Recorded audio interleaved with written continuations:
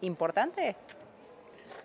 Sí, lo que sucede, Nuria, es que Argentina tiene muchos vencimientos entre septiembre de este año y el 2027. Mm. Y por eso es que se está mirando constantemente el riesgo país, porque alguien va a tener que poner la plata, Nuria. Entonces, más allá de que el fondo desembolse diciendo Argentina todo bien, cumplió con todo, que el staff report sea absolutamente elogioso, lo cierto es que hay cuestiones estructurales que hacen que ese riesgo país se quede en 500 puntos y no siga bajando. Ujú. Entonces, ahí está como el nerviosismo, el núcleo del nerviosismo, porque son dos cuestiones. Una, Argentina le debe cada vez más a acreedores privilegiados, como el mismo fondo y como otros organismos multilaterales. Y esos organismos tienen privilegio de pago, cobran primero sí o sí. Segundo tema, el año que viene no sabemos qué va a pasar en las elecciones, porque nos estamos acercando a una situación de balotaje sí o sí. O sea, estamos ya en zona de balotaje con el gobierno que cayó por debajo de 40 puntos. O sea, se mantiene ahí dando vueltas alrededor de los 40 puntos el gobierno. Entonces ya quien le va a prestar plata a la Argentina dice, no, pero yo no tengo ni idea de quién va a gobernar después de 2027. Sumado a eso, la deuda argentina está cada vez más en manos de acreedores privilegiados que cobran primero sí o sí, porque si no el país se convierte en un paria en el mundo, porque vos sabés que los países no le dejan de pagar a los organismos multilaterales si Ujú. no te convertís en Corea del Norte, eh, y sin la bomba atómica, Corea del Norte sin la bomba. Ujú. Entonces, la Argentina está en una situación estructural complicada, porque aparte difícilmente el gobierno vaya a pegar un salto de los 40 puntos que tiene medianamente consolidados, de 35 a 38 puntos medianamente consolidados. Claro, claro. Digo, en este caso el Fondo Monetario venía mirando, además del cumplimiento de las metas de la Argentina, otras cuestiones que tienen que ver con lo social, por un lado, y también el tema político. Hoy, ¿cómo crees que está vista la Argentina por el FMI en relación a una situación política que pone un poco al gobierno en un momento muy incómodo, tal vez el más incómodo desde que arrancó la gestión? Y con decisiones en torno a seguir manteniendo el déficit cero a costa de más recortes en sectores muy sensibles también por lo pronto, que afectan este pedido de cuidar lo social que había hecho el organismo multilateral.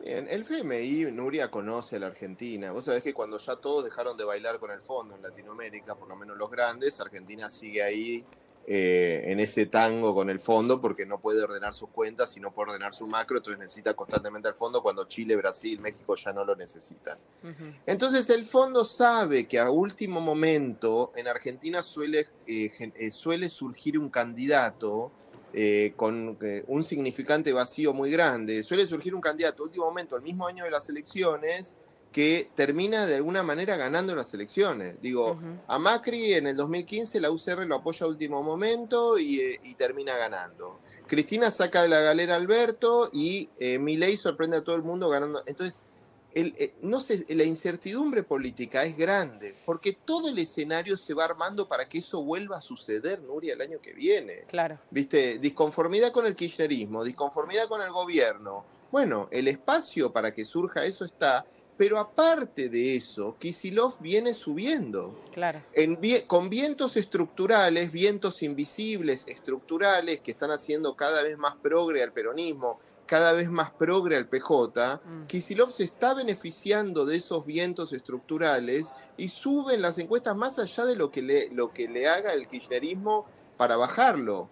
O sea, más allá de lo que es el kirchnerismo y el gobierno. Lo que pasa es que el gobierno se está tirando tantos tiros en el pie que la oposición se mantiene en silencio sobre lo que hace Milei. Claro. Digo, si el presidente dice que el que se compró el auto de $300.000 es un capo, que esté sin patente lo hace más capo, y que vaya a trabajar al Congreso lo hace recontra capo, y la oposición se va a sentar a mirar cómo él pierde votos. Uh -huh.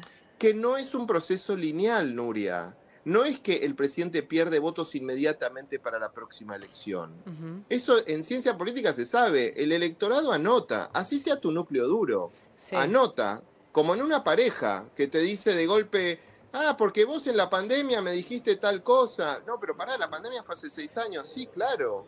pero yo lo tengo en la memoria. El Ujú, electorado es igual, entonces va acumulando, tal vez no te la cobra en esta, tal vez te la cobra en la siguiente, ujú. pero el gobierno está en pleno tirarse tiros en los pies, Nuria, por falta de oficio político, porque en realidad son nuevos la mayoría de ellos en la política y porque el presidente sobreestima la influencia del periodismo sobre la opinión pública. En la Ujú, opinión pública quedó instalado que el gobierno es corrupto y va a ser bien difícil